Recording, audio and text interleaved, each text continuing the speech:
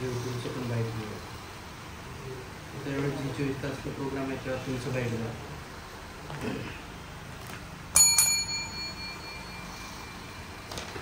तुमचा केस पेपर कुठे आहे? दिला आई जवळ होता. तुमचं काय म्हणणं ॲसिडिटी वगैरे कमी झाले जरा, आणि भूक वगैरे लागते नाही लागत काय? लागते. आणि जे आपले जे समोरचे जे काळे वर्तुळे वगैरे असं काय प्रकार आहे? पहिल्यापेक्षा साधारण किती कमी झाले? थोडासा कमी झाला. बरं. आणि विजन जे आहे ते जवळचं लांबचं किती चांगलं झालं आता? विजन म्हणजे क्लिअरिटी वाढली आहे, पण नंबर आहे तोच आहे. नंबर काही कमी झालेला नाही. नंबर किती आहे तुमचा आता सध्या? -7 आहे. -7. पहिले किती होता? ऑपरेशनचा -5 होता पहिला ऑपरेशनच्या आधी. आता -7 झालं ऑपरेशनच्या पण डोळ्याचा. बरं. आणि विजन ज्या ठिकाणी चेक केली त्याच ठिकाणी केली का परत? अजून केलेली नाही. जिथं ऑपरेशन झालंय ना तिथं आता बोलवलेलं डिसेंबरमध्ये, पण मी अजून गेलेली नाही तिथे. ते कशासाठी बोलवलं तुम्हाला? ते काय औषध टाकतात, पडदा व्यवस्थित आहे का फक्त. सगळं चांगलं आहे, जाण्याची काही गरज नाही. गेलेली. हां. दुसरा प्रश्न, तुम्ही जे नंबर आहे ना, नंबर कधी चेक केला होता तुम्ही? तेव्हाच ते ऑपरेशनच्या नंतर काढून घेतलेलं. आता किती वर्ष झाले ना? तुम्ही दुसरीकडे नंबर चेक करा, दुसरीकडे. आणि जो नंबर येईल ना तो मला दाखवा पुढच्या वेळेस. बसा बसा बसा. डोळे चेक करू.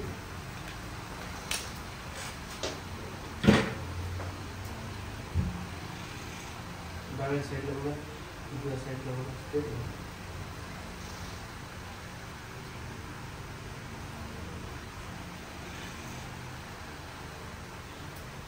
रेटिना वगैरे छान आहे, काही प्रॉब्लेम नाही. उठून बसा. कॉर्नियाचा थिकनेस वाढला का?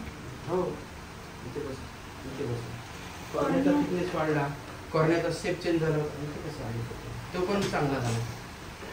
पण ते डॉट अजून कमी होत नाहीये. ते डॉट जो आहे ना तो पडद्याचं हे आहे, काय म्हणतात त्याला, विरळ झालेला पडदा आहे तिथे, त्याच्यामुळे तो प्रश्न आहे. त्याची काळजी करायची नाही, ते पूर्ण जाणार.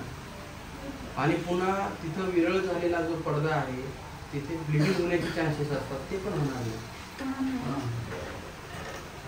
कारण की तो आपल्याला तो भाग नाही, तो कॉर्निया आहे, पडदा आहे.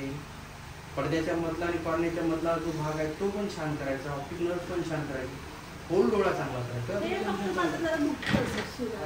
थोडंसं जरा लोड येतं का कामात, समोर येतो.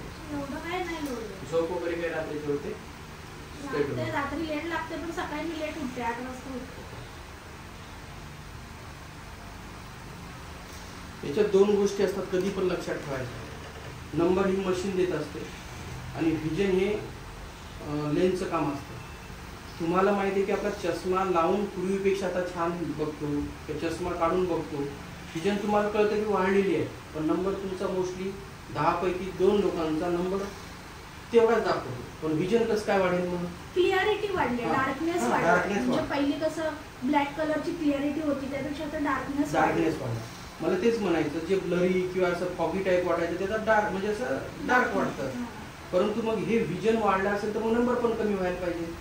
नाहीतर तुमचं ते व्हिजन वाढला आणि नंबर जर स्थिर असेल तर मग काय, इथे काय होतं, रेटिना आणि जे कॉर्निया याच्यामधलं डिस्टन्स वाढतं, डिस्टन्स तेच राहतं, पण कॉर्नियाचा शेप नॉर्मल होतो, रेटिनाचं ब्लड सर्क्युलेशन चांगलं होतं, त्याच्यामुळे व्हिजन वाढतं. आणि नंबर माझ्याकडे -27, -28, -32 पर्यंत आहे, पण त्याचं विजन अजूनही चांगलं आहे.